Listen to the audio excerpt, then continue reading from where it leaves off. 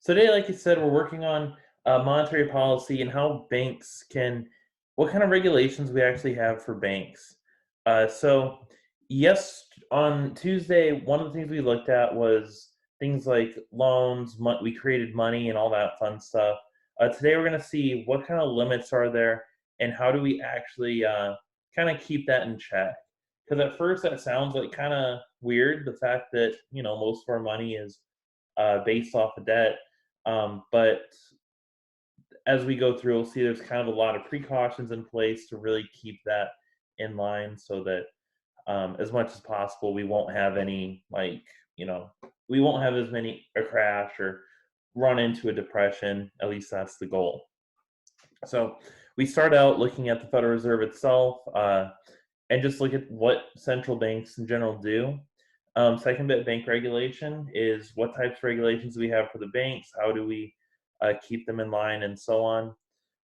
Monetary policy is going to be policy that a central bank or excuse me, that a central bank or the Federal Reserve will enact. We'll see what types of monetary policy they have, what effects they have, and how they work with that. And that'll come in also with that monetary policy. Then we'll end the chapter looking at some things that are, maybe we think they should work out the way we want them to, but where might monetary policy not quite work the way that we expect it to? So what we're starting out looking at is a central bank. Uh, and what a central bank is, it's really just some organization or entity or whatever our favorite phrase is that conducts this monetary policy. And what their job is to really make sure that the financial system runs smooth for a country. In the U.S., we have what's called the Federal Reserve, or oftentimes the Fed. And our Federal Reserve, we might say that the relationship between the Federal Reserve and the government is complicated. So they kind of have government appointees, but they also have private sector banks. If you work for the Federal Reserve, and I was talking about this in a conference in October, November down in St. Louis. But if you work for a branch of the Federal Reserve, you're not actually a government employee. You are an employee of the Federal Reserve. Whereas if I understood it right, the only people that work for the Federal Reserve that are actually government employees, excuse me, are your board of governors, and these are the ones who, again, basically the leadership of the National Federal Reserve. But again, the banks are separate banks, and it's a little bit complicated. Again, there's kind of caveats and all that fun stuff. But Federal Reserve is our central bank, and again, when we look at who's running it, you have a mix of government appointees or government employees and representatives from private sector banks. And the owners of the Federal Reserve are the banks themselves. So if you're a bank, when you buy into the FDIC, you have a share. It's like if I go out and buy a share of stock somewhere. Just like that, the banks buy basically shares in the Federal Reserve. And the more money they keep in reserves there, the more ownership they have. So that's what we have with the Federal Reserve. Currently, the chair is Jerome Powell. And so he's the chair. And the way that the chair works is they're appointed by they're nominated by the president and then approved by the Senate, just like a Supreme Court justice. And what we see with the chair is the chair only has really one vote, just like anybody else on the board. But the chair has the ability to kind of control what's on the agenda and is really that public voice of the Federal Reserve. So much like maybe the Speaker of the House or President pro tempore of the Senate, so that'd be Pelosi and McConnell. Much like they kind of they as individuals get a decent say of what comes up on the agenda of either the House or the Senate. They also only get one vote as they're just representatives like everyone else, but they get that extra say in what's going on. Maybe they get some influence in the rules or whatever the case is. Same thing with Jerome, with the chair. He kind of gets to, you know, kind of gets to run the show a little bit, but ultimately he has only one vote, just like everybody else on the board. And the way the Federal Reserve is organized, it's split up into 12 districts, and basically what these are 12 different banks that each suit the needs of their local branch or of their area. So if you're still in Iowa, um, right, we are here in the 7th district, which I'm highlighting, and that's Chicago's district. Um, St. Louis district is a fun one. It's kind of the educational part of the Federal Reserve. um, but excuse me. But if you ever get the chance to go to one, though, if you're ever in Chicago, Kansas City, St. Louis, I know at least Chicago, St. Louis, and New York have it where you can actually go visit. I don't necessarily know about all of them because I've only been to or by those three. I know for the most part, if you're in like Chicago or St. Louis, you can pretty much just walk in. They have a little museum. If you go to New York, you have to get a tour scheduled. It's no charge, but you have to get it scheduled, and they only limit it to so many people every day. So if you're interested, or if you're in a city with the Federal Reserve, check it out. It's a neat little thing they have going on, and they'll have like a little museum and kind of talk about the Federal Reserve and all that fun stuff, um, and so on. So we have our districts. Uh, And again, each of them are responsible with serving the commercial banks and economy in their district. So the Chicago district, again, since they have Iowa, Northern Illinois, Northern Indiana, Michigan, and Southern Wisconsin, they're going to, again, so if you go to someone like Boone Bank or Vision Bank or any bank in Iowa, really, uh, they're going they're going to be served by the Chicago Federal Reserve. If you're in another district, you'll be served by your appropriate bank.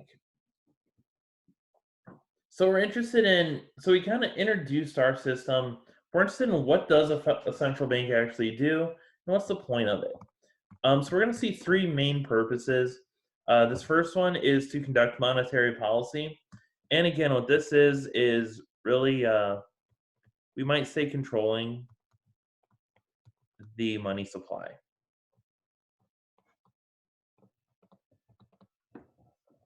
And we'll see some areas where, monetary policy is going to be kind of hard to conduct necessarily, or to get the effect from monetary policy that we expect may be kind of hard. But we'll see that situation as we come through and see what's going on.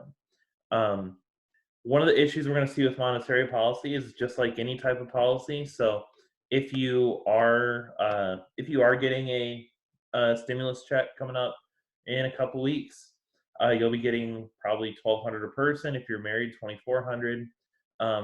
But so when we think about that stimulus check, uh, the idea is we're going to get that and then go out and spend it, right? But maybe you're in a spot where you don't have to spend it, so you decide to save it. If we decide to save it, and by save I mean throw it under our pillow more, that kind of deal saving, because if I put it in a bank, then the bank lends it out and so on.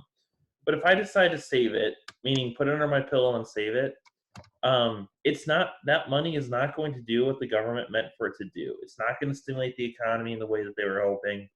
But I still have it. So there's some things that potentially it's not going to have the impact that you were hoping for. Or how I should say is the impact will be tapered some of what you're hoping for. Excuse me. So we have our monetary policy. The second bit is promoting stability of the financial system. So we talked before about, let's scroll on over. So we talked about things like inflation, and that was before we left. We like to have a steady a steady inflation rate. And I guess a better word for steady would be stable. Right? So we don't want. So right now things are kind of the market as a whole is kind of a roller coaster. Um, right, and if you're paying any attention to the stock market right now, some days it goes up, other days it goes down. Uh, and if you look at different certain stocks, I personally not am eyeing the cruise lines, but if you're keeping an eye on them, they're kind of going up, down, and it's a roller coaster, right? The Federal Reserve wants to, and not necessarily the stock market, but if we think about our financial system and exchange rates, inflation rates, and all that fun stuff, what the Federal Reserve wants to do is keep things stable. They don't want a 5% inflation, but they also want to make sure that we have a decent amount of growth and that we're able to make loans and so on. So they have the stability of the financial system. And another part of the stability is, and we'll see this as we go through, but they want to prevent bank runs. That means they want to have our consumers, meaning you and I, and even our firms, um, consumers of checking, savings, and bank accounts. They want us to be sure that our money is safe and secure in the bank. That is, so right now things are a little, kind of funny. Not funny, but you know what I mean. Um, right now things are a little weird. Uh, what we don't want people to do is to panic. We don't want people to go pull all their money from their bank or do anything drastic. With the idea being that if you do, well, yes, in terms of the economy, we may be in a turbulent time right now. If we all actually went out and just said it's all going to fall apart, that would actually make any impact from this virus worse than it would be otherwise. So, Federal Reserve likes stability. They like to have that image because, again, uh, it makes the consumers confident. When consumers are confident, when people are confident, the economy does well. If people are not confident, the economy generally tends to not do as well. Then the third point is to act as a bank to the banks. So, excuse me. So they provide banking services to commercial banks. So what this means is they will make, so two emphases here. They're a bank to commercial banks, and they're the bank to the federal government.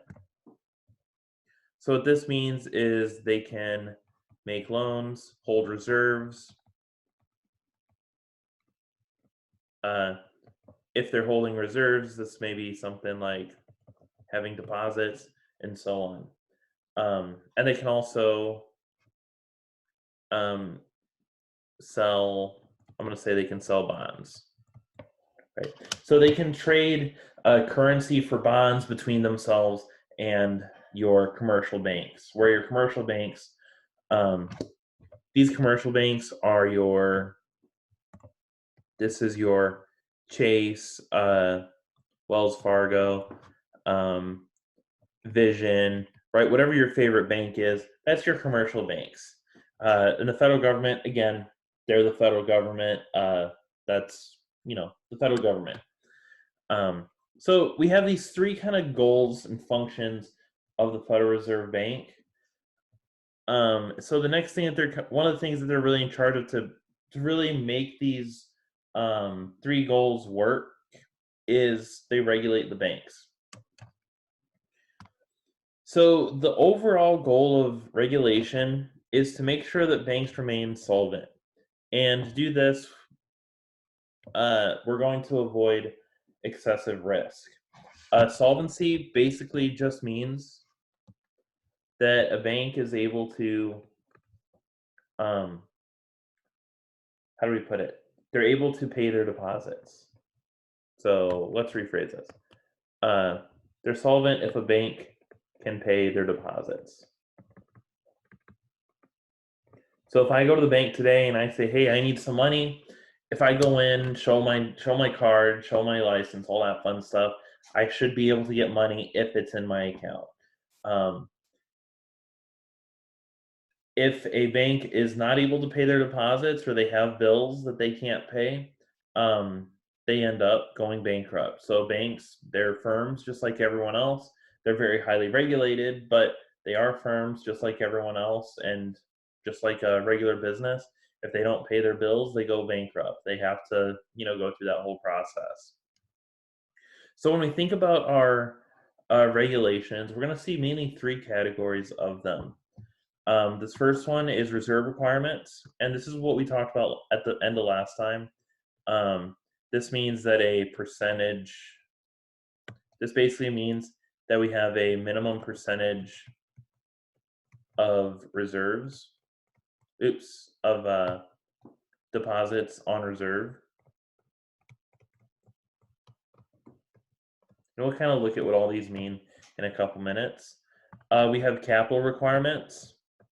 So one of the things we talked about on Tuesday was bank capital, or the net assets, or what was the exact phrase called? Give me just a second. So our exact phrase was, I think it was bank capital, but I just want to double check that really quick. Net worth, bank capital, whatever we want to call it. But basically a minimum net worth. So what that is the Federal Reserve, and we'll kind of get into this again a little bit more. We'll see an example. But the Federal Reserve does not want me to go out, get a bunch of deposits, and then open up a bank with just those deposits. They want myself or investors to actually have some skin in the game, right? They want they want you or your investors to actually be invested in your bank, not just going out getting deposits because if you're not personally invested in it, or your investors are not invested in it, you might end up making some sillier decisions than you would otherwise. And this third one is restrictions on what type of investments banks can make. So if they have if you have what do we want to call it? If you have an account with an insured deposits, we'll kind of get into what that means in a second. Insured accounts can't have a risky portfolio. So on Tuesday, we talked about money being sent from your deposits being used for loans by other people.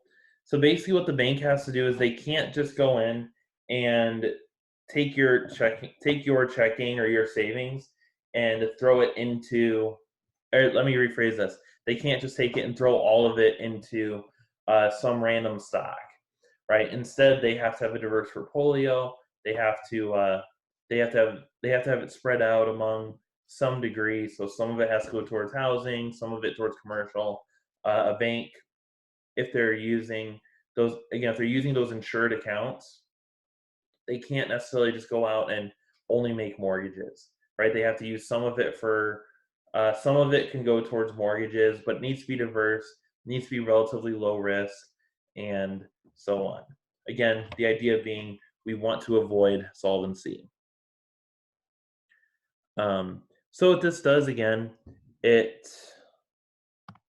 overall goal of these three is meant to protect our depositors and creditors. So what this all looks like, I'm going to scroll to the side for a second before I move on. Suppose that we have a reserve requirement is equal to 10%. And that is a fairly common reserve requirement. And suppose that we have a capital requirement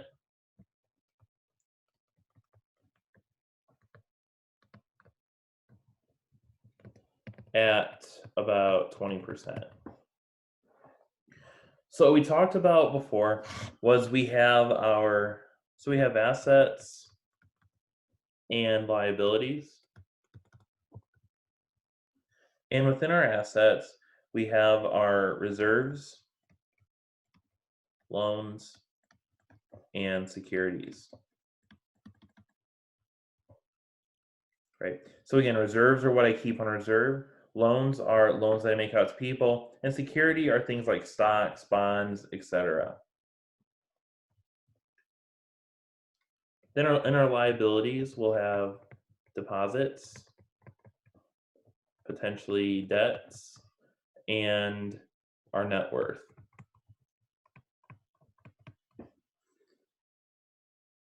So if we went through and we have these two requirements, basically what this means is that our reserve has to be at least 10% of our deposit, and our net worth has to be greater than 20% of our assets.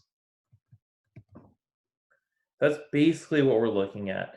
And as we go through, kind of we mentioned this, the first things that get filled out is everything. So the last thing that gets filled out is the net worth. So we'll come in and say we have $1,000 in deposits. If I have 1,000 deposits, I have to keep 10% in reserve. So that would be $100 would be in reserves.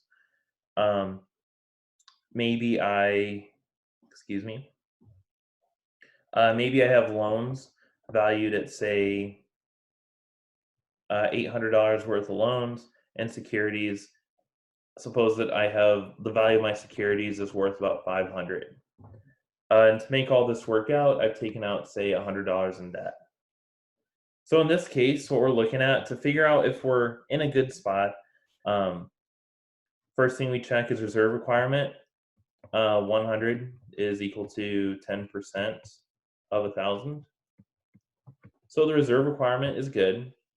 But what about our capital requirement? So our capital, we can do is we can say, well, how much are our assets? 8 and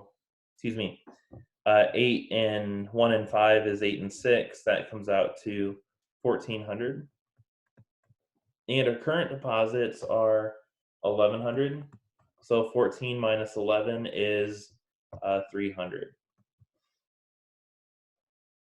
So for our capital, we're looking at 300 over 1,400. And this is 3 over 14, which I think will be just north of that 20%. But I do want to check really quick just so I don't mess up. Yeah. So this comes out to 21.4%. So in this case, our capital requirement, again, is good to go. So I think some things that could come up, so we can run into, and this works out to be nice for us. So what happens if there is if I have a bunch of loans that end up defaulting, right? And say that our loans get bumped down to 600. Then our assets would go down to 1,200, and our net worth would be down at 100. So if I had, in this case, $200 of loans that defaulted, even though my deposits and reserves are good, I could potentially run into issue with my capital requirement. And same thing if, in this case, if my, so we're back at 14 and 3. If something happened where we had a stock market crash, my securities aren't worth as much as they used to be. Again, if this gets knocked down to say 300, then this again gets knocked down to 12. And again, as we just saw, I could have some issues with my capital requirement. So we have really these two big areas where between our reserves and our net worth that we really have to make sure is in check and make sure is good to go. So with this, again, our loans have to be diversified enough. Our securities and our loans, we have to have them diversified to some degree. I can't just go out and give a bunch of loans out. As a bank, I can't just go give a bunch of terrible loans. I have to keep some of them. I have to be reasonable with some of them. I can make some risky ones, but I can't go out and have my whole portfolio be high risk loans. So again, just showing how reserve ratio and the capital ratio or reserve requirements and capital requirements work. So the other thing that banks, and the third kind of thing we talked about up here, I think, Yeah. So you have this bank supervision. Um, we have government agencies that monitor our balance sheets to make sure that our net worth is good and we're being we're acting as we should. So we have Federal Reserve, National Credit Union, and that basically all this says is that banks get audited. And when a bank does get audited, I had a project with a bank, kind of a little bit of a project where we were talking to a bank a little bit, and during this time that I had a project, and it was my personal thing. While I was doing this, they were going through an audit, and when they were going through it, it's really all hands on deck, making sure everything's perfect. And just looking over everything. They're answering a lot of emails, lots of calls, and so on. So they have an audit process. It's fairly in depth, uh, and it's there. So one of the things that we're looking at is issues that can come up. Um,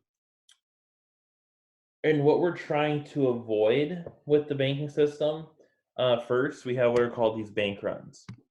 And what bank run is basically just like it sounds. I have my deposits in the bank. I'm going to run to the bank and withdraw my deposits because I'm worried about them getting lost. And when we think about the Great Depression, the bank runs and the stock market crashing is never great. We're never going to say, "Oh, yay, the stock market crashed, yay for us." Right? We don't like what's even today. We don't necessarily like what's happened with the stock market over the past few days, or yeah, a couple weeks. But when we see this bank run, what we do again, we all go to the bank, pull our money out, and so on. And what we actually see happen with these is, and if we think about the Great Depression, yes, it was bad that the stock market crashed. We weren't happy that it happened, and so on. But when we had the bank runs where everyone's going out getting all their money out of the bank, this actually made the situation worse. And the bank runs is probably what made the depression. But from that, we kind of learned a little bit. We learned, you know what? We want to create a system where these bank runs won't happen. So we want to protect against these. So to do this, we kind of ran into two things. The first thing we made was called, or is still called, deposit insurance. So basically, what this says is that um, if the bank goes bankrupt, you have an insurance policy that ensures that your money will still be there. Um, in the U.S., your bank will pay a premium to the FDIC, or Federal Deposit Insurance Corporation, and basically what you'll see is that your accounts are insured up to $250,000. And traditionally, we've thought about that as $250,000 per individual, but there are it can get kind of tricky, and there are kind of ways around it. So one of the things, if you look at, I think, if you look at like an Ally or a SoFi checking account, they'll say we'll insure you up to 1.5 million. And what they do is they take your money and they spread it out among 5 or 6 banks to make it so from your perspective, it's all with that one account. But what's going on behind the scenes is it'll get spread out among 5 or 6 different places. And when they do this, this makes it where your FDIC insurance is actually 5 or 6 times itself. Again, not 100% sure on the full story of that or how exactly that works out, but it's there, and it's something that we see. It's something we see, and it's an interesting process. So we insure our depositors so that I know that if my bank fails, I don't have to worry about I don't have to worry about my deposits not being there. I know my money's going to be there, and so on. One thing you do want to look out for, if you are in looking at different products, you do want to make sure if you're looking at checking your savings account that it is insured by the FDIC. Um, so if you are in the, so if you do buy stocks in the stock market, that's something where if it fails, it fails, right? So if you lose money in the stock market, it's not insured by the FDIC, but that's inherently a part of getting into the stock market. The second thing that our the second kind of big thing we do to protect against bank runs, or the second thing we really do, is the Federal Reserve can act as a lender of last resort. And basically, what they'll do is they can provide short term loans in times of financial crisis. And what this will mean, and when we say financial crisis, it's not necessarily a national, and when it is a national crisis, it is, but it's not necessarily has to be a national crisis. Instead, it could be something going on locally.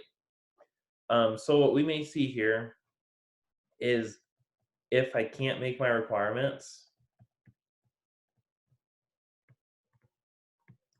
uh, maybe I need to take out a loan, right? And as the bank, so as a bank, if I can't make my requirements, I take out a loan to get those requirements covered so that I'll be good to go. So again, we have these emergency loans that the Federal Reserve can make to banks. The key emphasis of that, though, is that they are the lender of last resort. And the idea of this is if we think about, so the Federal Reserve has oversight over the banks, right? So what the banks want to do, ideally, is if it's the end of the day and right, maybe they don't have reserve requirements or something's not quite right with them. If it's the end of the day, what banks might do is they may call other banks to see if they have extra reserves or extra whatever to send over overnight so that they're good to make their requirements. Ideally, and just like any situation, ideally you want to take care of it among yourselves before you go up uh, to your oversight. So if you think about if you had siblings or if you have siblings, if you did something wrong or something wasn't or there was conflict or whatever we want to call it, um, ideally you get that conflict resolved between yourself and your sibling before you go tell your parents about it, right? Or if you have an issue with someone else or there's something up with the class or whatever the case is, right? You would talk to that other person or you talk to me before you go and email the governor, right? Just, we kind of have that chain of command. And in general, we want to take care of things locally as much as possible because that's kind of the way that we have the easiest and probably most desirable outcomes. So, lender last resort, we do what we can to take care of everything before we get the Federal Reserve involved, and that's from again our commercial banks' perspective. So when we look at our Federal Reserve and how we actually have our policy, we're interested in how do we actually enact our policy. So what we have is so we're conducting this monetary policy, and this is a big thing the Federal Reserve is doing. And right now we see, we'll talk about what kind of policy we have right now in a moment. But when we think about this, our policy is, and we've probably heard before us say something about, oh, the interest rates are down, interest rates are up, whatever the case may be. So what the Federal Reserve is going to do is we're going to manage interest rates and credit conditions. And that's going to help tell us how much economic activity we have. That is, if I can take out more credit, I'm going to spend more. If credit is very restricted, I'm not going to spend as much. And same thing with interest rates. If we have high interest rates, I might reconsider what I need versus want. Whereas if interest rates are low, I might go ahead and make a little bit of a bigger purchase. So when we see how we're making these monetary policy, the big one that we do today is this thing called open market operations. So with open market operations, what we see happen is we're taking and we're going to sell or buy treasury bonds, and that's going to influence how much money we have and the interest rates. So if we think about how the Federal Reserve works, right, kind of our structure, we have the Fed, right? Now, if we think about the Fed, what they kind of act like is a wholesaler.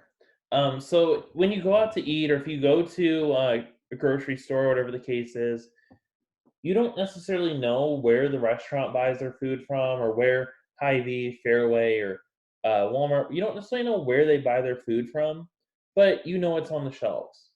The Fed, so say that one of the common wholesalers is Gordon's Food Service. So what happens is Gordon's, most of us don't really deal with them. Maybe we've seen their trucks on the highway before, or Cisco's another big one, right? Even though we don't necessarily deal with them as individuals, they're a wholesaler. They get the products to our commercial banks, or in this case, our restaurants. But the Fed is like our wholesaler of money. So we have underneath the Fed is our commercial banks.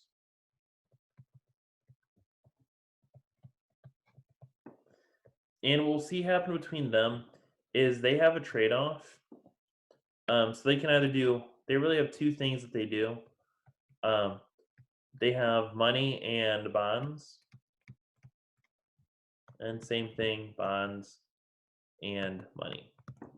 So the Federal Reserve can either buy bonds back from the commercial banks, and if they buy them, they're putting money into the system, or they can sell bonds to the banks, take money out of the banking system, and throw some bonds back in. We'll kind of see everything again as we go through and look at different types of policy. We'll come back to this and see how it all works. And then the banks serve two people. They serve savers and borrowers. And you may be some combination of both at any one time too. But the banks serve savers and borrowers. And what they're going to do from the savers is they're going to take money and pay out interest.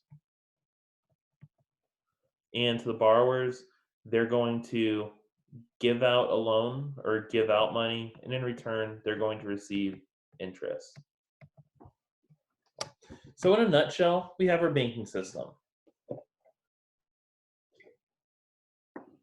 And again, for the most part, other than maybe going to take a tour of the Federal Reserve, uh, or in my case, I like to do St. Louis. The St. Louis Fed has some really cool seminars and conferences for us.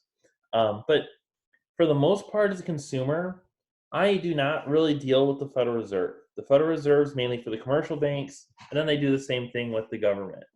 That is the federal government. Again, they make loans and all that stuff too. So we, as consumers down here, deal mostly with commercial banks. Then commercial banks, again, the Federal Reserve is like their wholesaler. So when we look at these open market operations, what we're looking at is this step right. Oops, I want to do that in green. This step right here is our open market operations. And what we'll see happen, and I'm going to erase this in a second. I'm going to come back through when we get into our different types of policy and explain where each side of policy is and so on. So we have our open market operations.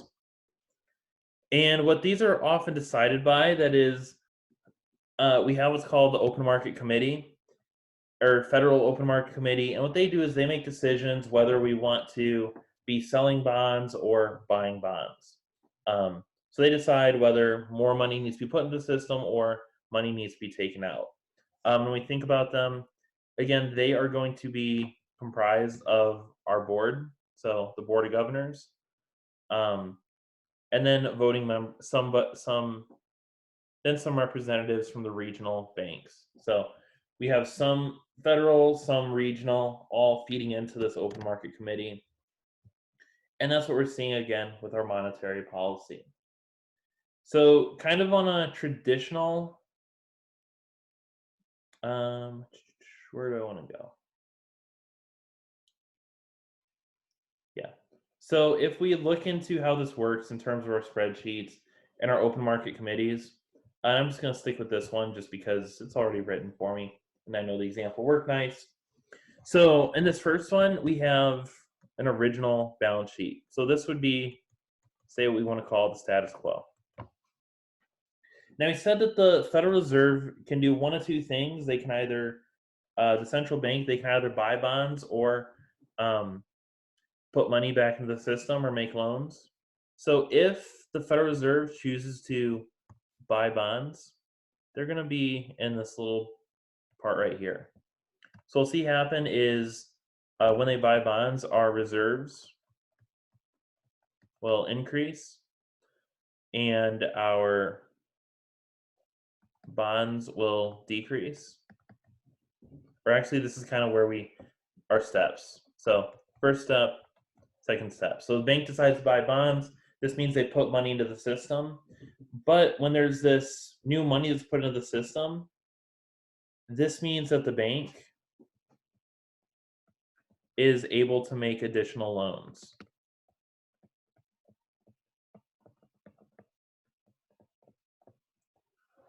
So in this case, our reserves went from 40 to 60.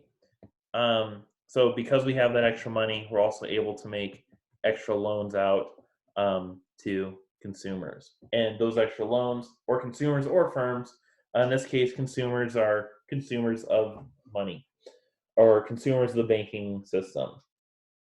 But with these extra reserves, again, what we're able to do is, we're able to make loans with it, and that means that people can buy more houses, people can buy more cars. It's easier to start a business, and so on. So we're able to make these extra loans, and this 320 through our money multiplier that we talked about on Tuesday actually will increase our money supply. So that 20 extra dollars could increase our actual money supply by say $200, which it's a nice little increase.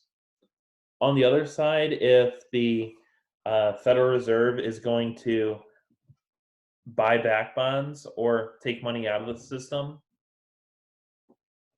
again, we have our status quo right here. The second step, we have that they're going to buy back their bonds. So we'll see that our reserves will, wait.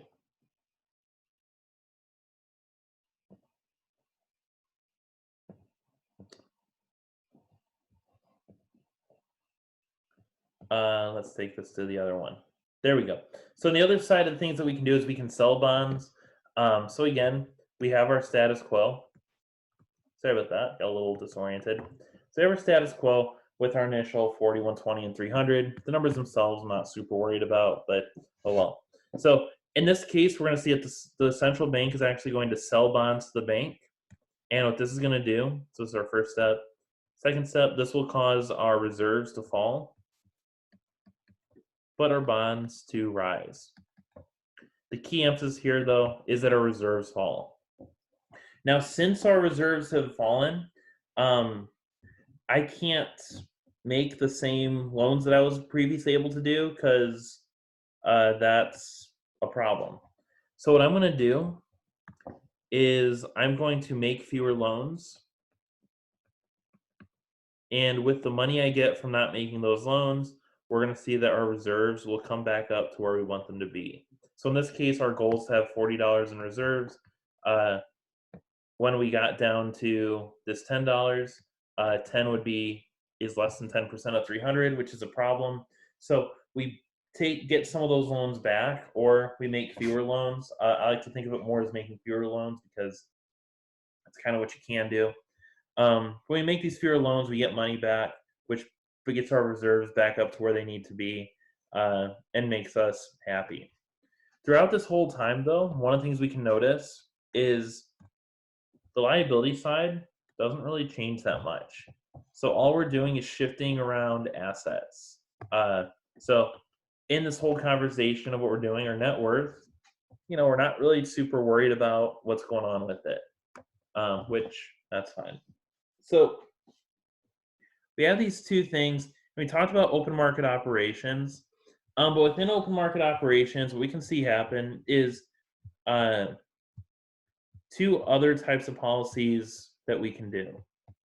And traditionally, we stick mostly with the open market operations, but we can also change the reserve requirement.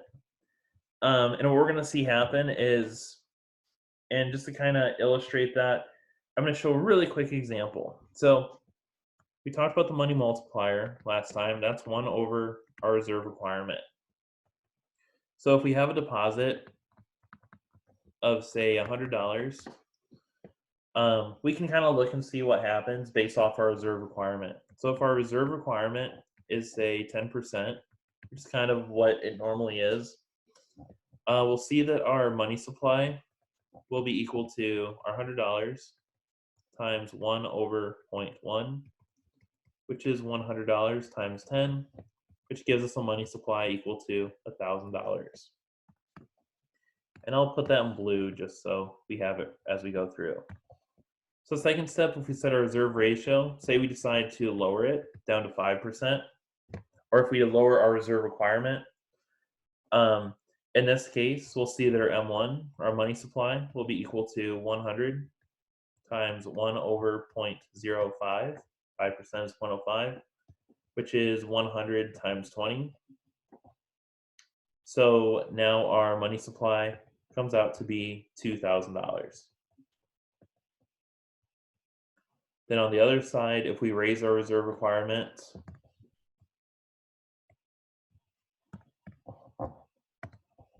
excuse me, there we go. On the other side, if we raise our reserve requirement up to, say, 20%, then our money supply would be 100 times 1 over 0.2, which is 100 times 5, which comes out to a money supply equal to $500. So we see happen, right, and we can adjust our reserve requirement as we need to, but if we lower it, so a low reserve requirement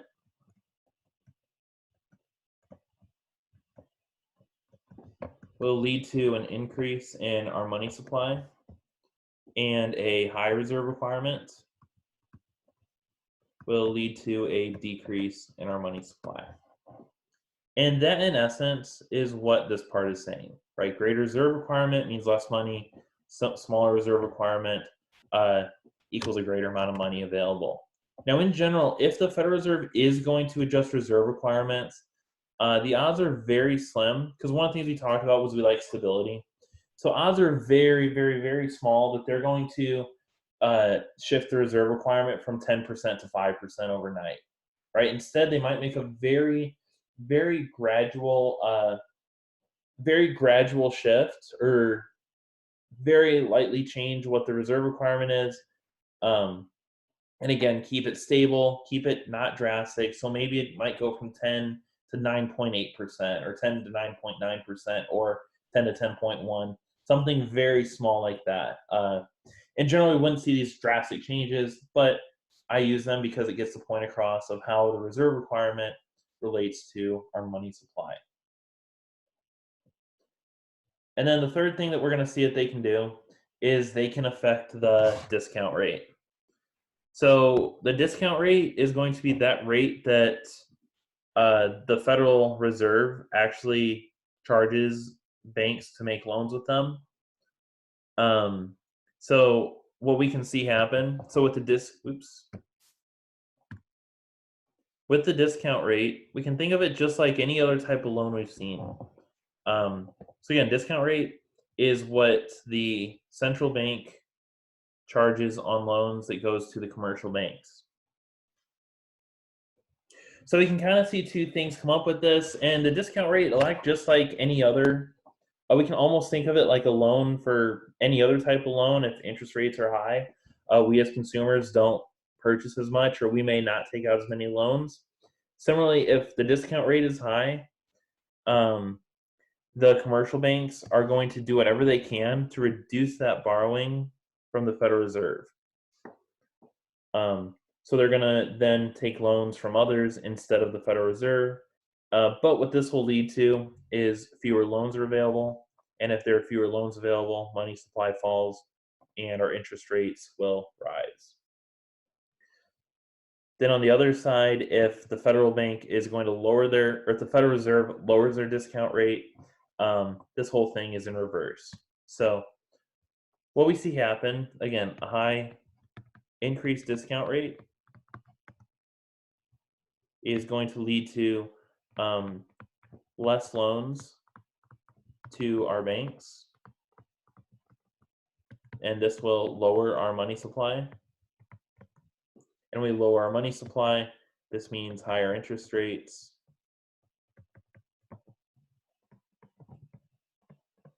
And higher interest rates means, in general, fewer loans to our consumers and investors. Cool. And then similarly, if we are to lower our discount rate, it'll kind of just take the opposite path, and so on. So if we lower our rate, this means that there are more loans to banks. And the more loans the banks take out means that they're going to have a higher money supply. With this higher money supply, they have lower interest rates. And with lower interest rates, consumers spend more.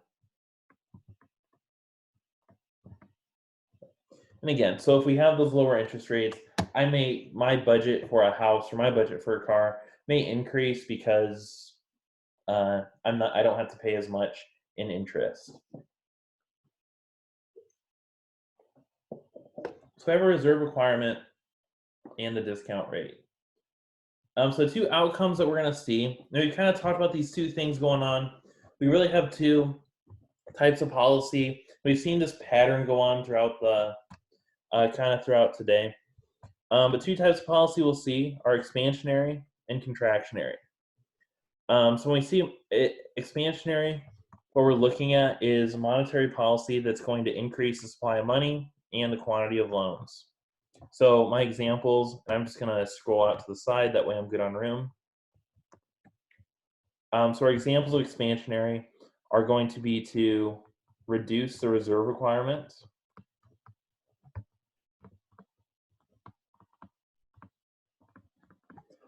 reduce our discount rate,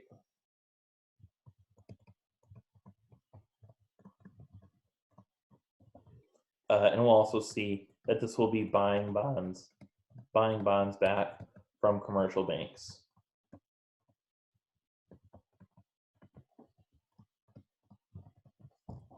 So kind of three main types of the expansionary.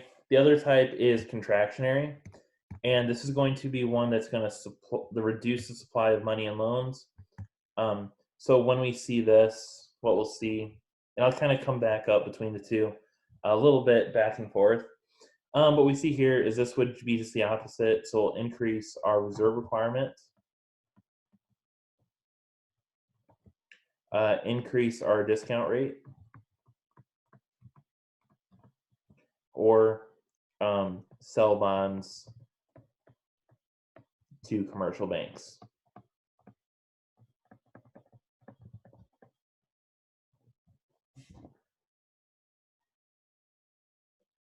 So the goal of these two types of policy, if we think about what's the goal of each one, and I'll kind of come out to the side a little bit more and say the goal for each type, or when we want to enact it. So we think about expansionary policy, we're trying to increase loans, we're trying to sort of stimulate the economy. So the goal of expansionary policy is to stimulate the economy. And what we may think of this as is lowering unemployment.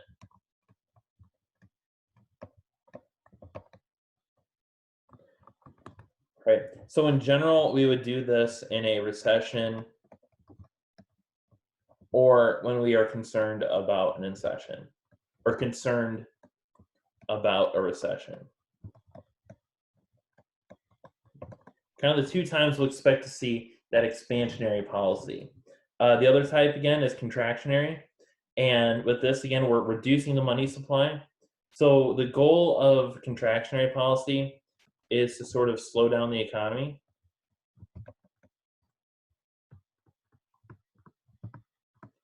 And what this means in terms of what we've been covering, this means we want to control inflation.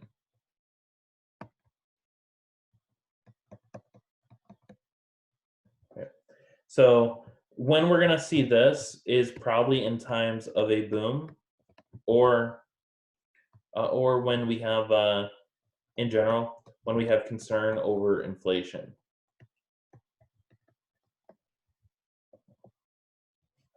So again, if it seems like things are kind of going too fast, we want to hit the brakes a little bit and just slow things down a little bit. Just like if you think about your car, odds are your car runs best between like 60 and 80 miles an hour. Right, that's kind of the sweet spot for your gas mileage. If you decide to run your car at 10 miles an hour, you're not going to get great gas mileage because you're just not going fast enough for the car to reach its potential. But also, if I drive my car 150 miles an hour down 80, I'm also going to burn through gas like crazy because my car is working too hard. That's what we kind of see with the economy, something similar to that. So if I scroll back up to our little diagram that I made a second ago, let's find it. There we go. So we scroll up, we're interested in which side is which, and what we're going to see is this side here, where we have the Federal Reserve selling bonds and take money out, is going to be our contractionary policy.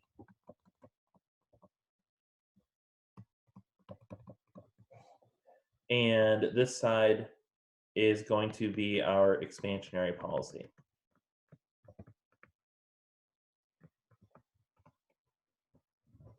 Right now, we've heard about the Federal Reserve.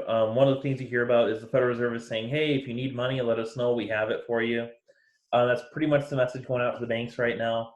Right now, we are practicing expansionary policy a lot, right? We are really in expansionary mode right now, just because people aren't working, and people aren't working right now because they're not allowed to.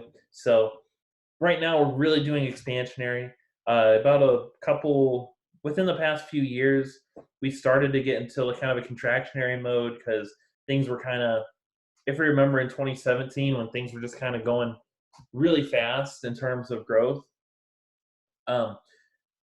we kind of were concerned about that a little bit, that maybe it was too fast. So the Fed was starting to put the brakes on raising interest rates and practicing contractionary. So again, if there's more money into the system, this means that the more money there is, lower interest rates. If there's less money in the system, that's less money for interest rates. So the last two things I have is velocity of money and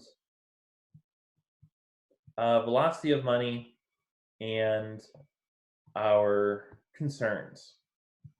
So velocity of money is just something really quick that we can go over. So what velocity looks at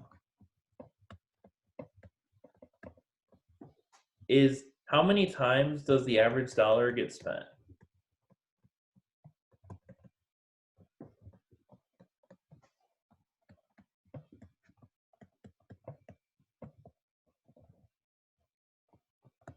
Right? That's really the question that's answered by this. And to do this, what we're going to do is we're going to say that our velocity is equal to our GDP divided by our money supply. And we can also do, if we wanted to, GDP over M2, whichever works for us, we can do. M1 would look at how much is our on-hand money getting spent. On M2, we'd be looking at how often does our savings circulate. And if we think about, so if we did I'll do kind of one quick easy number example, and other that's a little more real world, which I'll get from the debt clock.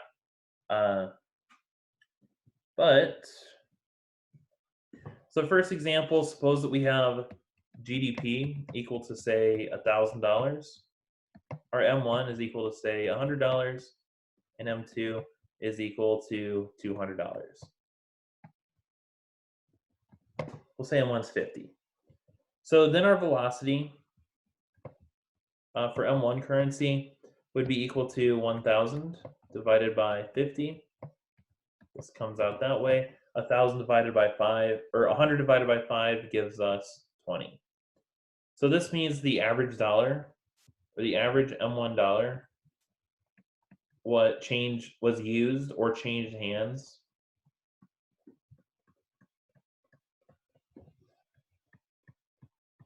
20 times. And same thing if we looked at our velocity for M2. And for the most part, if you run into an example with this, you won't have to distinguish between the two. I just think it's interesting to look at both. But in this case, we have 1,000 divided by 200. So we'll cross out our zeros. 10 divided by 2 is 5. So our average M2 dollar changed hand was used 5 times.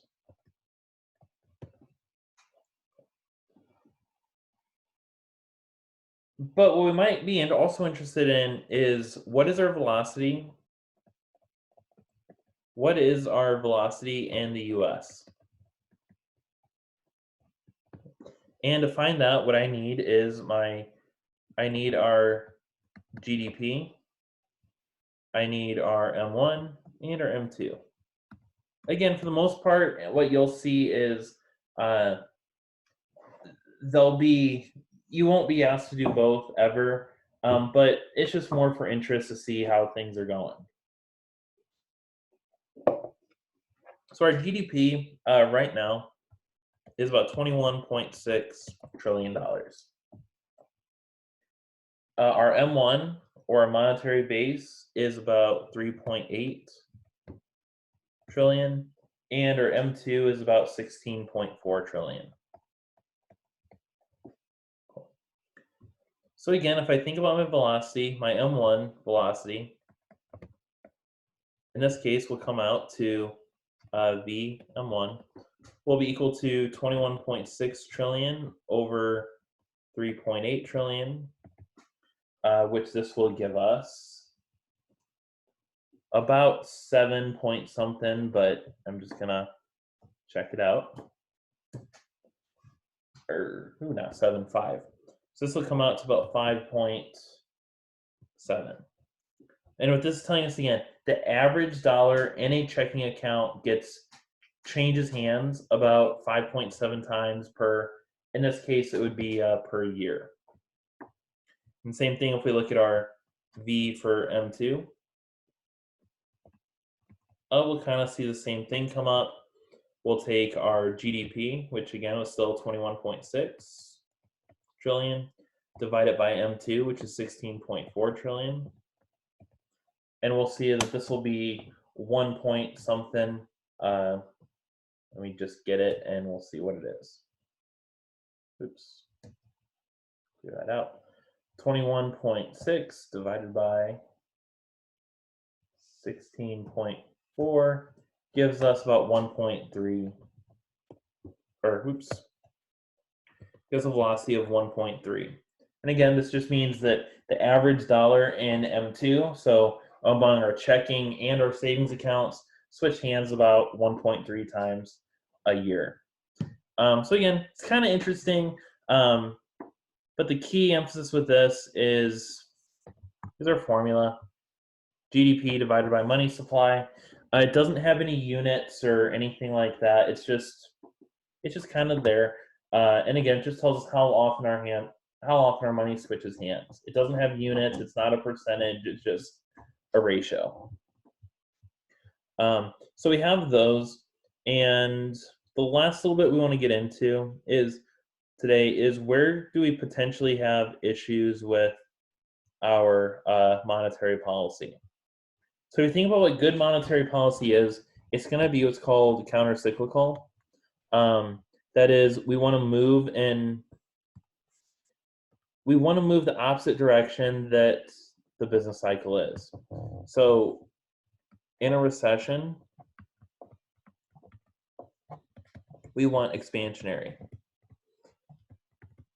Whereas in a boom, we want to have contractionary. And the ultimate goal of our monetary policy is one, to promote stability and all that good stuff. But what we're really trying to do is keep things so that they are, how do I put it?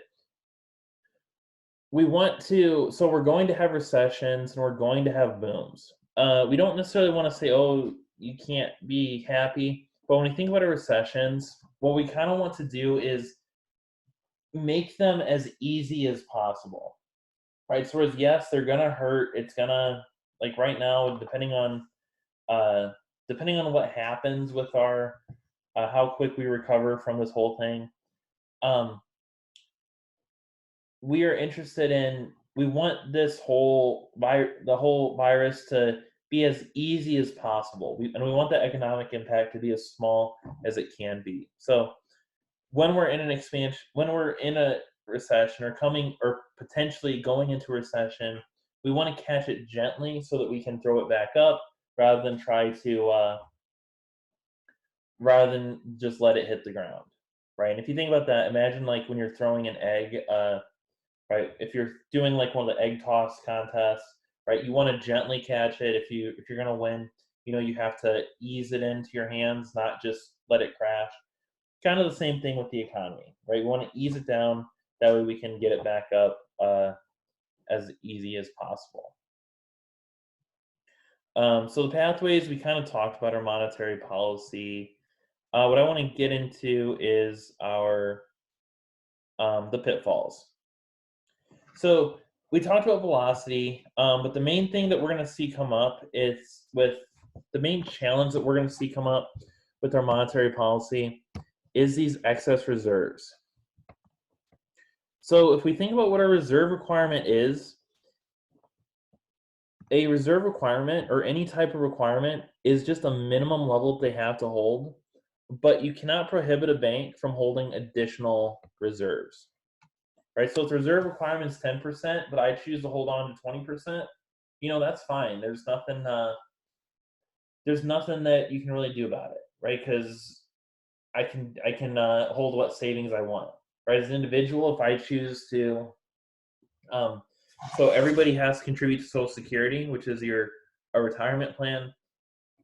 If I choose to contribute extra to another area, that's fine. If I have more than what, excuse me, if I put more into retirement than my Social Security, nobody's going to say, excuse me, sorry, nobody's going to say, oh, you can't do that because of whatever the case is, right? So excess reserves is really the big challenge we see with monetary policy.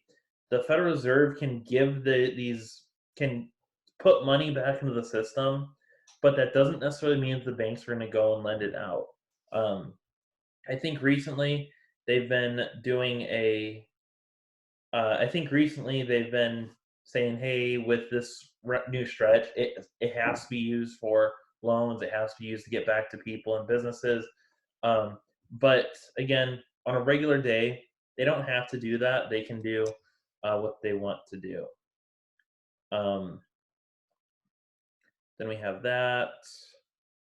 And I think that's kind of what I have for today. So that's our talk on monetary policy and the Federal Reserve. Um, I'm going to get a recording off and then I'll close y'all.